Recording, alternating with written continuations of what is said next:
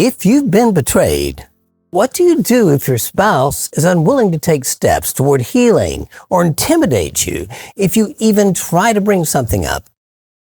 And whether it's trying to get them to end the affair, to be honest, to see a therapist, to take EMS online, even the weekend, that refusal to take action, that lack of concern or unwillingness to take personal responsibility, it can leave you feeling insignificant, powerless, hopeless, helpless, out of control, and disrespected. But there is something you can do. Tell them what you need. Set boundaries and let them know what's going to happen if they refuse. Remember, your spouse is free to say no when you ask for something. But if they do, don't let them keep life the way they once had it. For example, if you're betrayed and trying to get your partner to come to an EMS weekend or perhaps go to counseling and you say something like, "I'm not asking you to save the marriage, but I am asking you to come with me to see our options." And suppose they say no. That is their choice, right? But don't let them keep life as they once had it. Your safety is paramount. Maintaining your boundaries and enforcing consequences necessary for your protection, that's going to be the catalyst that causes the reevaluation and change on their part.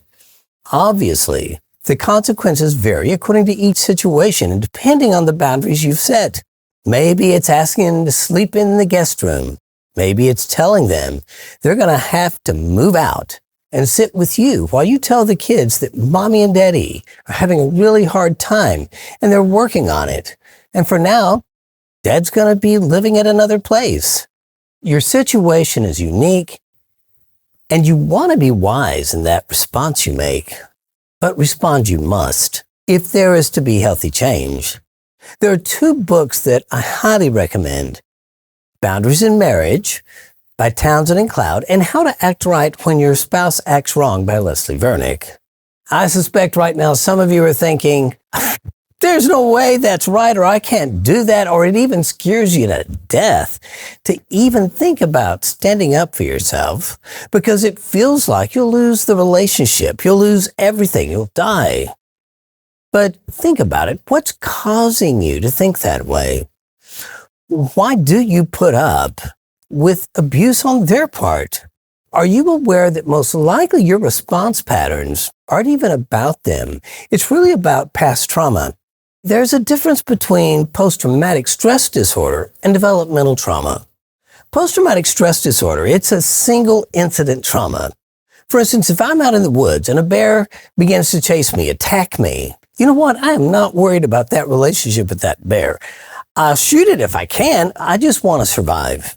But developmental trauma, the trauma a child goes through, is radically different. A child can't afford to lose that relationship with that parent because it's their caregiver. They're dependent on that lifeline. So rather than just being afraid, as I would be if I go in the woods after a bear attack, what we do as a child is we don't blame the parent because we need them. Instead, it turns into shame. We blame ourselves. We begin as a child to say, what's wrong with me? How did I do that? Why did I screw up? So a child blames themselves for what the parent is doing that's hurtful. Betrayal trauma has far more in common with developmental trauma due to the fact that it involves a relationship, and losing that relationship, it feels like that child losing the lifeline. It feels like I could die, I'll lose everything. But are you aware that that response that you have, where that incredible fear and also the shame for even doing it, is a strategy you developed, most likely as a child, to keep from losing your family system? And while that approach was really brilliant as a child and it allowed you to survive, applying that same strategy as an adult, not so smart. You can do something different. You need to develop a new strategy for your current situation. Please understand that love acts in the best interest of another person. And enabling your spouse's destructive behavior by saying or doing nothing, that's not love. At best, your lack of response can prolong your spouse's involvement outside the marriage, and at worst, it can result in the death of the relationship. Relationships change unilaterally, not bilaterally. It takes two people agreeing to do the same dance, interacting the same way over and over to keep the relationship the same. If one person changes that dance, it changes the entire relationship. So it only takes one person to change a relationship. Let's say your spouse is ambivalent about saving the relationship, or they've convinced themselves they want out of the relationship and they feel like a victim and you're the problem. They're just blaming you to justify what they're doing. Are you aware it's that sort of thinking, that sort of attitude that's giving them power and control? In a marriage, the person who wants the relationship the least always has the most power because they're willing to let go of that relationship if they don't get what they want.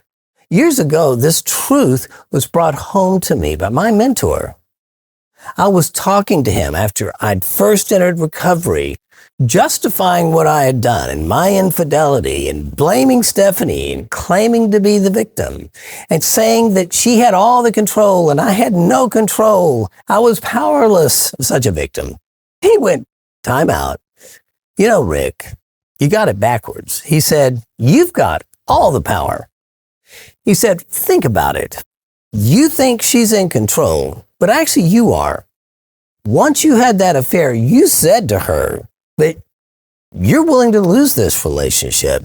She's desperate to save the relationship. Who's really deciding what happens here? The entire relationship is now revolving around you and your decisions. And what's dangerous about you, Rick, is the fact that you think you have no power when you've got all of the power.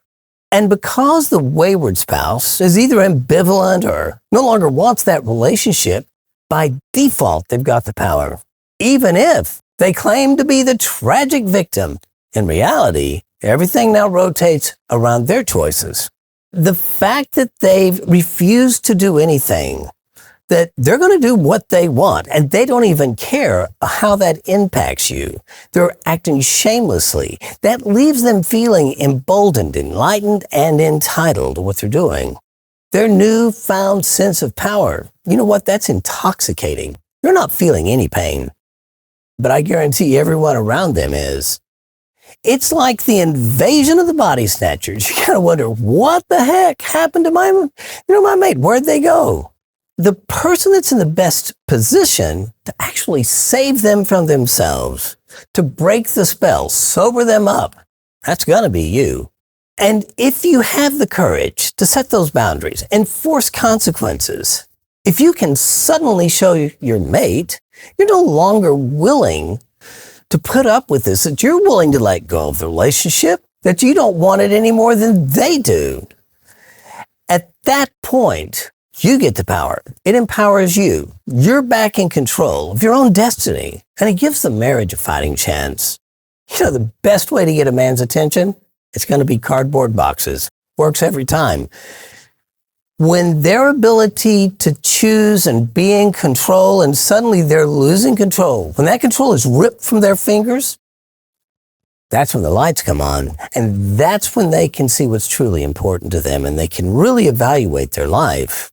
That's when they count the cost. If your desire, even maybe just a small part of you, is to help the family remain intact and to explore whether or not there's a possibility of saving this, your best approach isn't begging, pleading, cajoling, whether it's loving them enough to act in their best interest by setting the boundaries necessary for that healthy relationship. Remember when I said that their lack of regard, they're acting in that grandiosity, thinking they know better, that they're entitled, that was intoxicating? Do you really want a drunk person sitting behind the wheel of your relationship and driving? I'll tell you, the most loving thing you're going to be able to do is put your foot down, take away the keys, and you get behind the wheel. Chances of survival go up significantly.